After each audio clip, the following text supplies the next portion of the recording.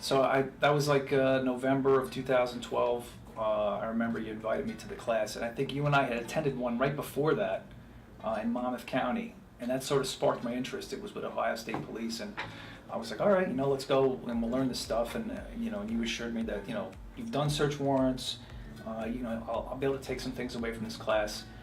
So we went over to Middlesex County Fire Academy, and I sat in, and definitely picked up a couple of things. Even just refresher stuff that I might have known, but just wasn't on the top of my head. I just wasn't thinking about it at the time. And then I left there, with a template how to write a search warrant.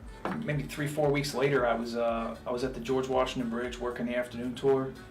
It was a Tuesday afternoon, 3:30 in the afternoon, early December.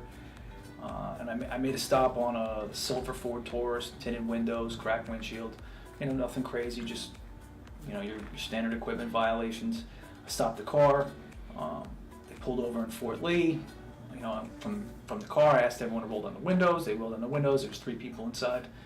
And when I approached the vehicle on the driver's side, I saw a bunch of air fresheners, black ice air fresheners hanging from the rearview mirror. I saw a single key ignition, and I saw another big bunch of air fresheners on the shift lever for the car. So those 3 things were things that I picked up over the years with classes. I know you and I talked about that stuff. Those are the type of indicators, and that's what sort of sparked the whole next course on the stop. So basically went through the normal motions, asked the driver for his credentials, got him out of the car right away. Asked him to step out of the car, and he gave me everything he had. A couple other passengers in the car, a guy in the front seat, guy in the back seat.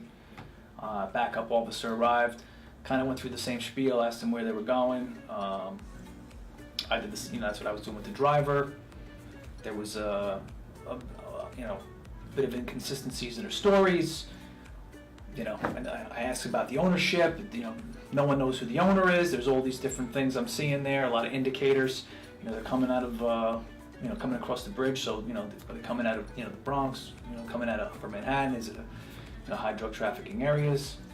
And I asked them for consent to search the car. I'm denied. So followed some steps I learned. I basically requested a canine. Canine indicated, and I basically explained to him that I'm going to pursue a search warrant. And I remember calling my boss, and I was like, "Hey, I want to get a search warrant." He's like, "You know what you're doing?" I was like, "I think so."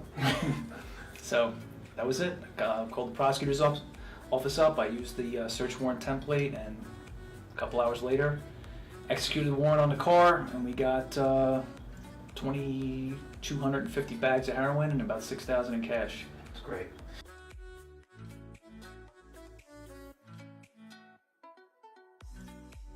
Well, I probably would have been stumped again. I mean, it's tough. It's without those tools, it's very hard to move forward. And that one search warrant just opened the floodgates up there, because then the next time someone else had a stop or whatever, that, hey, do you have a search warrant I can use? And I was able to just pass that along to other people.